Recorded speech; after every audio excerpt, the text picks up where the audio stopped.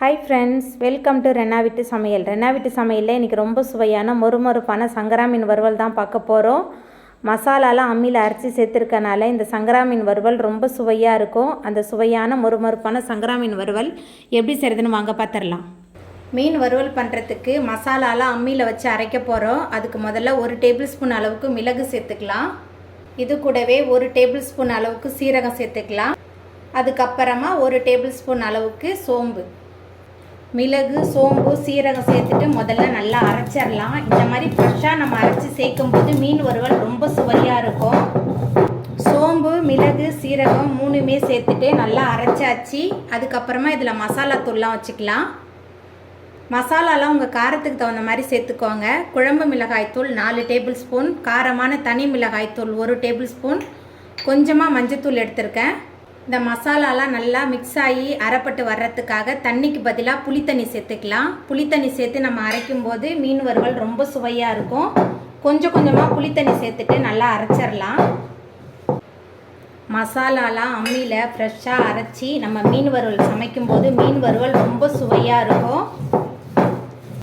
மசாலாலாம் சேர்த்துட்டு நல்லா அரைச்சாச்சு. அதுக்கப்புறமா இந்த மீன் வறுவலுக்கு தேவையான அளவுக்கு உப்பு சேர்த்துட்டு இந்த மசாலாவோட சேர்த்துட்டு நல்லா அரைச்சிடலாம். அம்மியில் மசாலா அரைக்கும் போதே நல்ல மணமாக இருக்குது. மசாலா எல்லாமே சேர்த்துட்டு நல்லா அரைச்சாச்சு. இப்போ இந்த மசாலாலாம் நம்ம தனியாக எடுத்து வச்சிடலாம். பாருங்கள், மசாலா எல்லாத்தையும் சூப்பராக அரைச்சி எடுத்தாச்சு. மீன் வறுவல் பண்ணுறதுக்கு நம்ம அம்மியில் அரைச்ச மசாலா முதல்ல சேர்த்துக்கலாம். மசாலா சேர்த்துட்டு முதல்ல நல்லா கலந்துடலாம். எல்லா மசாலாவுமே சேர்த்து அரைச்சிருக்கனால, அதுவும் ஃப்ரெஷ்ஷாக அரைச்சிருக்கனால இந்த மீன் வறுவல் ரொம்ப சுவையாகவும் மணமாகவும் இருக்கும். அதுக்கப்புறமா இதில் நம்ம மஞ்சத்தூள் சேர்த்து சுத்தம் பண்ணி வச்சுருக்கிற 1/2 கிலோ அளவுக்கு சங்கரா மீன் சேர்த்துக்கலாம். சங்கரா மீன் மட்டும் இல்லை, வேறு எந்த மீனில் நீங்கள் மீன் வறுவல் செஞ்சாலும் இந்த மாதிரி ஃப்ரெஷ்ஷாக அரைச்சி செஞ்சு பாருங்கள், ரொம்ப சூப்பராக இருக்கும். மசாலா, மீன் எல்லாத்தையும் சேர்த்துட்டு முதல்ல நல்லா கலந்து வச்சிடலாம். மீன் மசாலா எல்லாத்தையும் சேர்த்துட்டு நல்லா கலந்து வச்சாச்சு. அதுக்கப்புறமா ஒரு மூடி போட்டு வச்சிடலாம். 1 மணி நேரத்துக்கு அப்புறம் பார்க்கலாம்.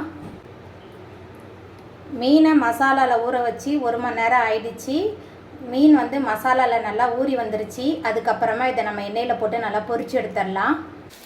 மீன் பொரிக்கிறதுக்கு அடுப்பில் கடாய் வச்சுருக்கேன். அதுக்கப்புறமா மீன் பொரிக்க தேவையான அளவுக்கு எண்ணெய் சேர்த்துக்கலாம். எண்ணெய் சேர்த்தாச்சு. எண்ணெய் நல்லா சூடாகி வரட்டும்.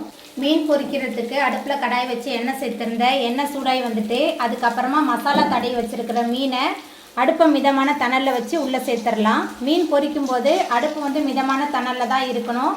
அப்போ தான் மீன் எல்லா பக்கமுமே நல்லா சமமாக பொரிஞ்சு வரும். மீன் ஒரு பக்கம் நல்லா பொரிஞ்சு வந்துருச்சு. அதுக்கப்புறமா நம்ம திருப்பி போட்டுடலாம். திருப்பியாச்சு. அடுத்த பக்கம் நல்லா வெந்து வரட்டும். மீன் 2 பக்கமுமே நல்லா பொரிஞ்சு மீன் சூப்பராகவே வெந்து வந்துருச்சு. ரொம்ப சுவையான மொறுமொறுப்பான சங்கரா மீன் வறுவல் சூப்பராக ரெடியாகி வந்துட்டு இப்போ நம்ம அடுப்பை ஆஃப் பண்ணிவிட்டு இந்த மீனை தனியாக எடுத்து வச்சிடலாம். அவ்வளோதாங்க, ரொம்ப சுவையான மொறுமொறுப்பான சங்கரா மீன் வறுவல் சூப்பராக ரெடி ஆகிட்டு. இந்த சுவையான மொறுமொறுப்பான சங்கரா மீன் வறுவலை நீங்களும் உங்கள் வீட்டில் செஞ்சு பாருங்கள். இந்த வீடியோ உங்களுக்கு பிடிச்சிருந்தா லைக் பண்ணுங்கள், ஷேர் பண்ணுங்கள், கமெண்ட் பண்ணுங்கள், சப்ஸ்கிரைப் பண்ணுங்கள். அப்படியே பக்கத்தில் உள்ள பெல் பட்டனை கிளிக் பண்ணிடுங்க. நன்றி.